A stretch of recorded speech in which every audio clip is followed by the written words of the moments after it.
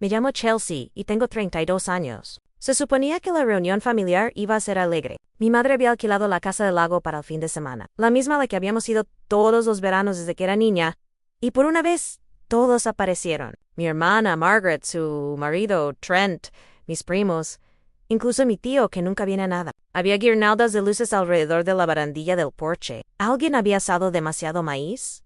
Y durante unas horas, me permití creer que éramos una familia normal y feliz. Me fui sobre las 9:00 de la noche porque tenía turno temprano en la clínica al día siguiente. Abracé a mi madre para despedirme. Le dije a Margaret que la llamaría durante la semana y conduje los 40 minutos de vuelta a mi apartamento con las ventanillas bajadas, sintiéndome más ligera que en meses. Esa sensación no duró. Llegué a casa.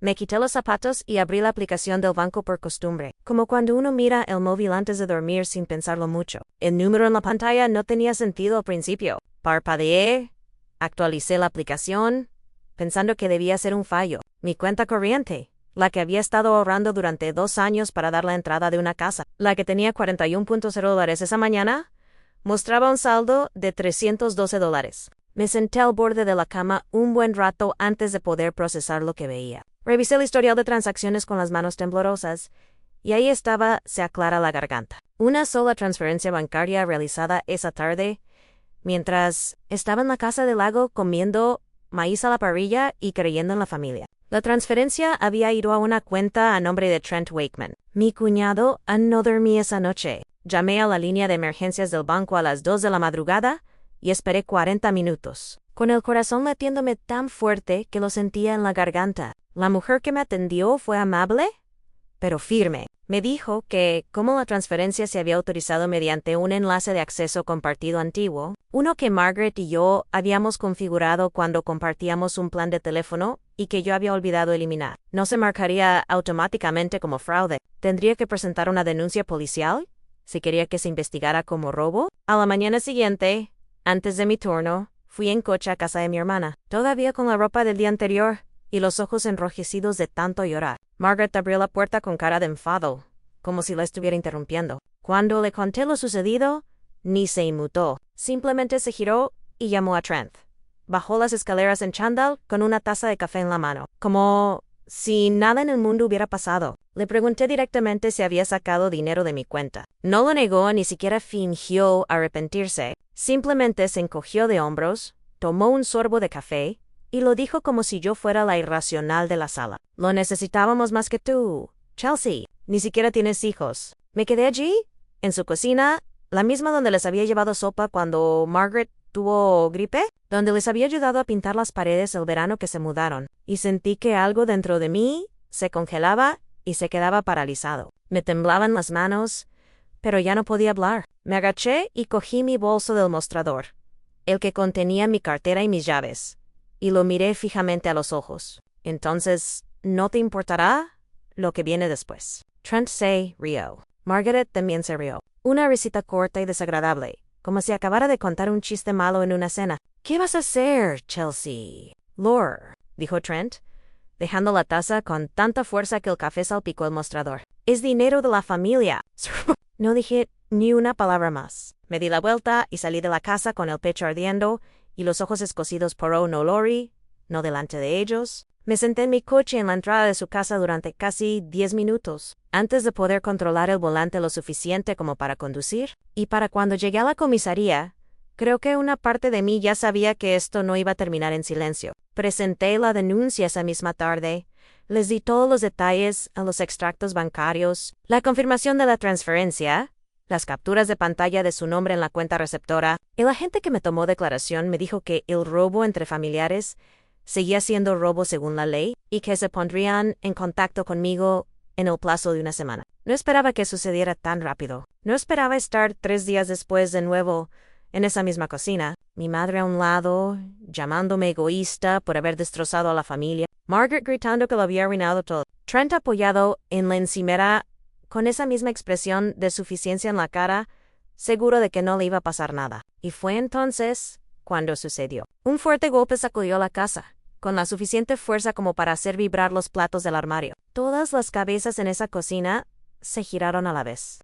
La puerta principal se abrió de golpe y allí estaban, con las armas desenfundadas, 2 agentes uniformados y un detective que reconocí de la comisaría. El detective entró primero, recorriendo la habitación con la mirada, hasta que sus ojos se posaron en Trent. Trent Wakeman, dijo, y no era realmente una pregunta. Mi madre jadeó y se agarró al borde del mostrador. Margaret palideció. Trent dejó caer su taza de café con tanta fuerza que se rompió, y por primera vez desde que lo conocía parecía realmente asustado. Está usted arrestado por robo mediante engaño y transferencia electrónica no autorizada, dijo el detective, mientras ya buscaba las esposas en su cinturón. Uno de los agentes se acercó para leerle sus derechos, mientras el otro mantenía una mano cerca de su radio, observando la habitación como se observa una situación que podría complicarse rápidamente. Mi madre rompió a llorar, no por mí, sino por él, suplicando a los agentes que le dieran una oportunidad, que dejaran que la familia hablara. Margaret gritaba que yo había hecho esto, que había llamado a la policía por su propio marido, que no tenía ni idea de lo que acababa de destruir. Me quedé cerca de la puerta,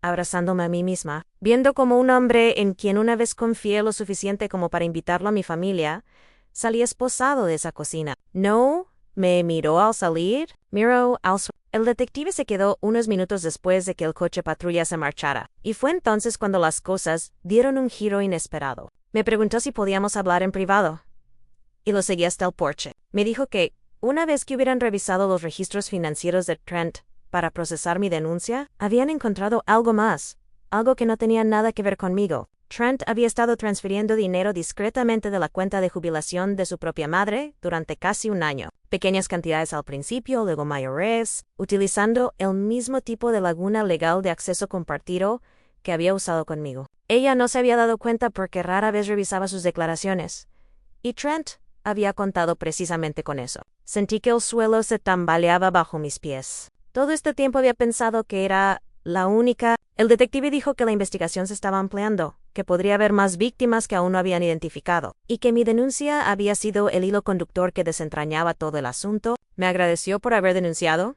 Me dijo claramente que si no lo hubiera hecho, había muchas probabilidades de que Trent hubiera seguido haciéndole esto a alguien más, tal vez a alguien que no pudiera permitirse perder nada. Cuando volví a entrar, la cocina era un caos de otro tipo. Mi madre estaba sentada a la mesa con la cara entre las manos. Margaret estaba al teléfono, con la voz quebrada, intentando contactar con un abogado. Ya nadie me llamaba egoísta. Mi madre me miró, con los ojos rojos, y pronunció mi nombre como si no supiera qué más decir. No, mi Sante, le dije, con la mayor suavidad posible, con el pecho aún latiendo con fuerza, que no lo había hecho para hacer daño a nadie. Lo había hecho porque nadie más iba a protegerme. Y al parecer, nadie más había protegido a su propia madre tampoco. Todo tardó casi 4 meses en resolverse. Trent fue acusado de varios cargos, incluido el mío, y los registros financieros que consultaron los detectives revelaron una imagen mucho más compleja de lo que cualquiera de nosotros hubiera querido ver. Llevaba años haciendo esto de forma sutil y cuidadosa, siempre a personas que lo querían lo suficiente como para no fijarse demasiado. El tribunal ordenó la restitución, y poco a poco, mis $41.0 empezaron a regresar, aunque la versión de mi familia que existía antes de aquel día nunca volvió. Margaret y yo ya casi no hablamos. En el fondo, sigue creyendo que la traicioné al acudir a la policía en lugar de resolverlo en privado. Pero ya no necesito que ella lo entienda como yo necesito entenderlo. ¿Me gané ese dinero trabajando sola? ¿Turnos nocturnos? ¿Turnos doubles? Años diciendo no a las vacaciones. Y sí a las horas extras. Y no estaba dispuesta a dejar que nadie, fuera de la familia, decidiera que les pertenecía más a ellos que a mí. Mi madre y yo estamos reconstruyendo algo poco a poco, con cuidado. ¿Cómo se reconstruye cualquier cosa que se haya roto por completo? Finalmente, se disculpó conmigo, en voz baja, de una manera que no borró lo que había dicho aquel día, pero al menos lo reconoció. No sé si Trent alguna vez se arrepentirá de lo que hizo. La gente así rara vez lo hace. Pero sé que ya no soy la misma mujer que salió temblando de esa cocina, con miedo de defenderse. Aprendí que protegerse no es egoísta, incluso cuando quienes se supone que te aman intentan convencerte de lo contrario. Si esta historia te conmovió, si alguna vez te han hecho sentir culpable por simplemente defenderte, hazme un favor y suscríbete antes de irte. Hay muchas más historias como la mía esperándote en este canal, momentos reales de traición, justicia y la fuerza necesaria para decir basta. Suscríbete ahora porque no querrás perderte lo que viene.